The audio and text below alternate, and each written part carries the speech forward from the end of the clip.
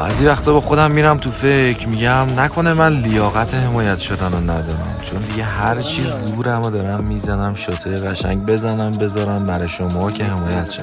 این وسط فقط کسایی که منو دنبال میکنن رو دارم اذیت میکنن با ویدیویی که حتی داخل همش میام صحبت میکنن از حمایت نشدن و ناله کردن و اینجور چیزا. واقعا دیگه دلم نمیاد حتی همین کارو کنم. ان شاءالله یه روز زنده باشم ببینم حمایت شدم.